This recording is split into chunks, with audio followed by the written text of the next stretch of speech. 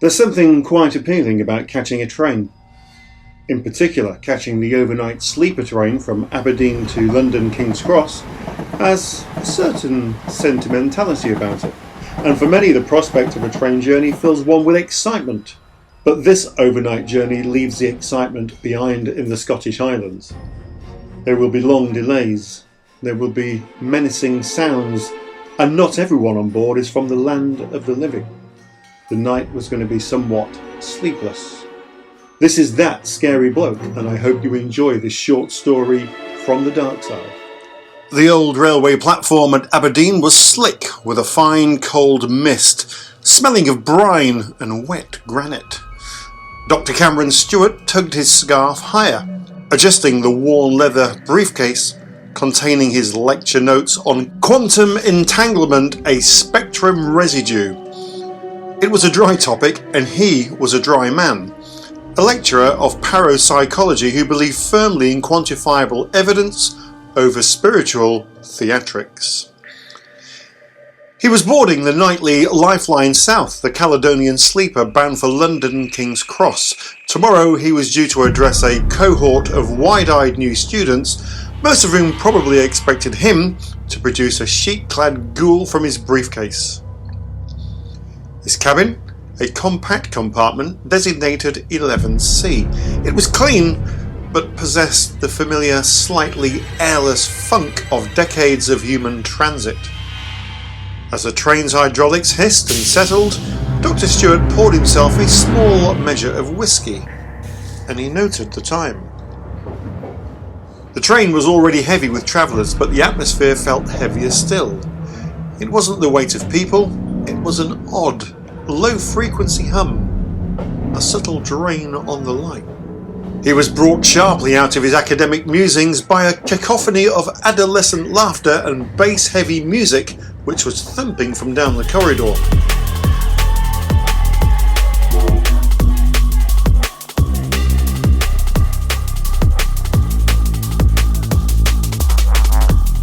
"Right then, boys, keep it down," barked John, the buffet car steward, a man whose face was a roadmap of exhaustion etched by 3 decades of overnight shifts. John gave Dr. Stewart a weary nod. "Sorry, Doctor, we've got a party of 6 heading down for a concert, full of beans they are." "Indeed," Dr. Stewart murmured. He catalogued the immediate disturbances, the teenagers, obvious noise pollution, potential mischief makers. The train's general decrepitude, creaking cold spots, easily mistaken for activity. And the subtle lingering scent of pipe tobacco that seemed to cling to the upholstery, but it had no modern source. Dr. Stewart knew the difference between condensation and psychic residue, and by the time the train had pulled out, rattling past the dark oil rigs, he knew this journey had an unwelcome, non-paying passenger. The corridor outside his door was notably colder than the cabin interior, a chilling, static quiet that swallowed the sound. 3 hours later, past Edinburgh, and the atmosphere had intensified. Dr. Stewart, unable to focus on his reading, decided a walk and a strong coffee were in order. John the steward was holding court in the lounge car, dispensing advice and weary smiles. As Dr. Stewart approached the joining carriage that led to the refreshment car, the air pressure seemed to drop. He paused, recognising the classic signs of emotional residue, a sudden spike of anxiety and sorrow that wasn't his own. He heard a soft, repeated scratching sound like fingernails dragging across old wood, and it was coming from the luggage partition.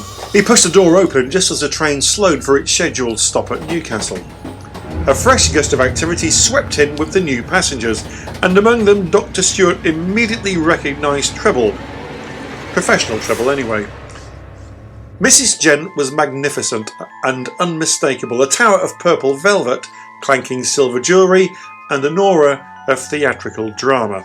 She was a self-proclaimed trans-dimensional liaison, or more commonly, a psychic medium. She boarded with a small, mousy woman clutching her elbow nervously. "The energy here, Patricia," Mrs. Gent announced in a booming stage whisper, ignoring the few remaining passengers in the corridor. "It's thick, like clotted cream and cold dread. We are needed here, my dear." The smaller woman was Patricia Goddard. She flinched violently, pulling her shawl tighter. Patricia, a reputed sensitive often employed by Mrs. Gent, looked as if she'd rather be anywhere else but on this specific train. Dr. Stewart sighed, knowing his planned peaceful journey was now ruined by the collision of pseudoscience and genuine, albeit chaotic, phenomena. Mrs. Gent spotted him instantly. "Dr. Stewart, fancy that? The man who proves that we don't exist," she declared, offering a heavily ringed hand. "Are you chasing the train ghost, or is this merely destiny?" "A professional engagement, Mrs. Gent," Dr. Stewart replied coolly, shaking her hand. "I'm heading to London to discuss the scientific parameters of spectral energy. I assure you that clotted cream and cold dread rarely enters the equation." Patricia Goddard mumbled, her eyes wide and fixed on the floor panelling. It's the floor. Mrs. Gent, they're walking the floor. Heavy steps, but no sound. He's looking for something." Mrs. Gent nodded sagely, but Dr. Stewart pressed the sensitive. "Who exactly is walking then, Miss Goddard? Can you give me a descriptor?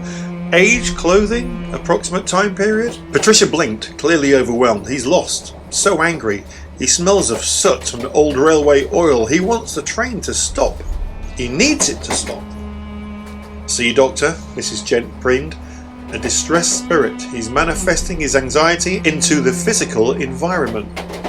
"Or," Dr. Stewart countered, "we are experiencing the psychological effects of suggestion on a sensitive individual, perhaps coupled with the historical olfactory residue of a train in regular service for decades." The train plunged onward into the dark Northumbrian countryside.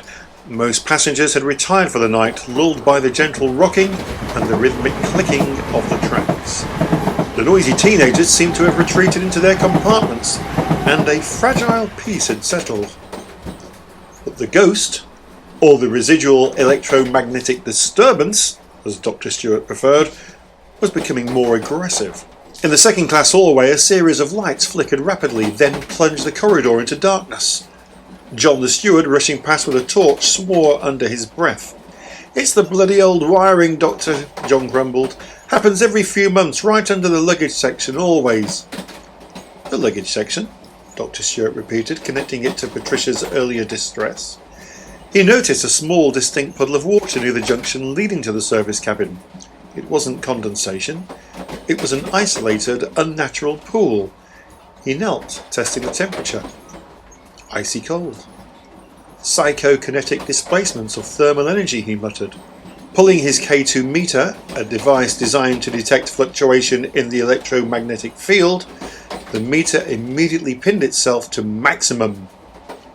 Something powerful was standing right where the puddle was. Suddenly, a loud metallic clatter erupted from the service cabin. It sounded like a heavy tool had been thrown. Dr. Stewart rushed the door, throwing it open cautiously. Nothing was amiss, yet the distinct scent of pipe tobacco was now overwhelming.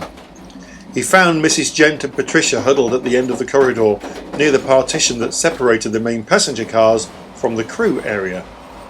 "He's boiling with rage, Doctor," Mrs. Gent whispered, her velvet shawl vibrating with tension.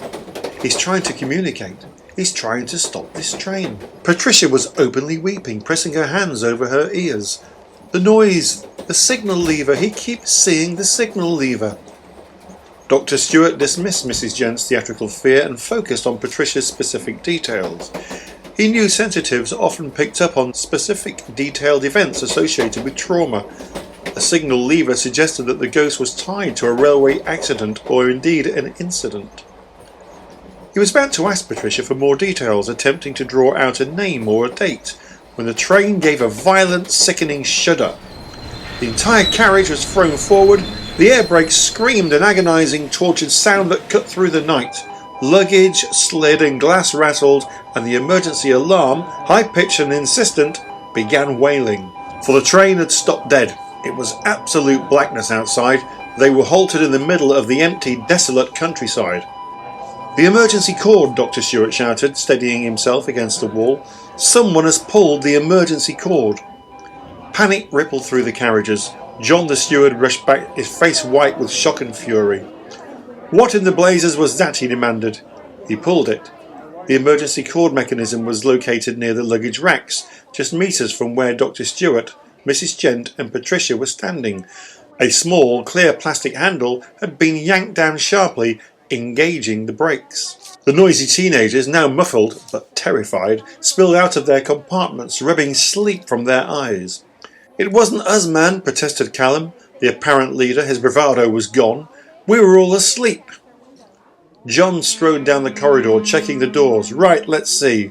Who's in the immediate vicinity? Cabin 15, 16 and 17.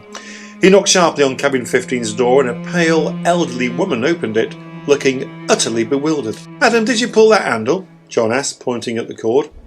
"The handle? What handle?" "I heard a noise, dear. A terrible thumping noise like someone was trying to break through the door," she shivered. "And then the train just started screaming." Dr. Stewart knelt again, examining the handle. It required deliberate force, a sharp downward tug. It wasn't the result of a gentle bump. "John, did you see anyone pass here after Newcastle?" "No one, Doctor. Everyone's been locked away in their little cabins, except maybe those blasted teens, but they were tucked in when I checked them 20 minutes ago." Mrs. Gent stepped forward, her purple velvet seeming to absorb the low emergency light. "It was the spirit, Doctor. Arthur. He told Patricia he had to stop the train. He did it." "Arthur?" Dr. Stewart raised an eyebrow, K2 meter still clutched in his hand. "Did you get a full name or a date of death, Mrs. Gent? Or just the first name?" "He was a railway guard," Patricia suddenly whispered, her eyes fixed on the empty space near the cord. "He died in 1952, right near here. A terrible signalling oversight. He was carrying something important, something he had to deliver, and now the train keeps going, and he is still here searching for it." Dr. Stewart's pragmatic mind started working through the possibilities. Okay, number one, the teenagers. Maybe they pulled it as a joke, then denied it. Unlikely, because the train was travelling too fast and they seemed genuinely scared. Number two, a passenger, a somnambulist, or someone genuinely panicked by the noises and confusion. Possible, but the tug was too forceful.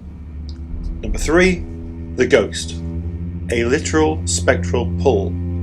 Scientifically improbable, requiring massive direct energetic manipulation. He took the torch from John and examined the handle again. He found no obvious smudges or prints, but the surface was old and slightly greasy. "Tell me about Arthur's need for the train to stop," Dr. Stewart instructed Patricia gently. "Why this spot?" "It's where the accident happened," Patricia whispered, "and his watch. He keeps asking about his pocket watch. He was supposed to deliver it to his son in London, but it was lost in the signal box wreckage." Dr. Stewart looked at John. "John, is there anything, any kind of forgotten storage in that small service cabin? Something dated?"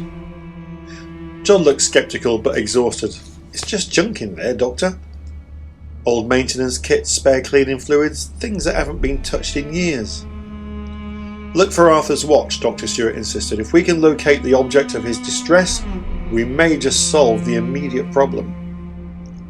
Well, while John reluctantly went to pry open the service cabin behind the luggage rack, Dr. Stewart stayed at the cord, analysing the physics of the stop.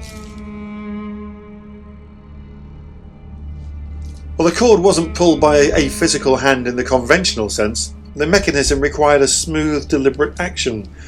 But the train was vibrating with paranormal energy. The K2 meter was still howling. A loud gasp came from the service cabin. John stumbled out, holding a small tarnished silver object wrapped in a piece of ancient, stiffened cloth. I don't believe it," John stammered. "It was tucked into a high shelf covered in dust. It's an old pocket watch, and it stopped at 2:04. As John held the watch, a palpable shift occurred in the train. The chilling cold receded rapidly. The intense, oppressive sorrow that had been suffocating the corridors instantly lifted, replaced by a strange, quiet neutrality.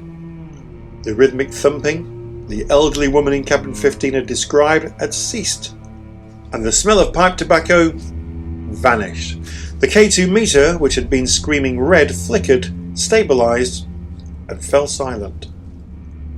"The spirit is calm," Mrs. Gent announced triumphantly. he's found his peace, knowing his personal item was recovered. Dr. Stewart, however, was quite ready to attribute the emergency stop to a satisfied spectre. He was a scientist standing against a sudden physical event. Mrs. Gent, even if we were to accept the presence of Arthur and his profound emotional distress, how exactly did he pull that cord? Dr. Stewart demanded. It's a physical mechanism. He willed it, she insisted. He possessed a poor soul and utilised their hand. No, Dr. Stewart said, pointing to the cord handle, which was situated right next to the bunk of cabin 15. Look at the height and the location. Arthur created a massive chaotic disturbance. The thumping, the light flicker, the cold. He manifested that terrifying pressure because he wanted to stop the train right here at the scene of his trauma. He looked at the elderly woman in cabin 15, who was still leaning against her doorframe.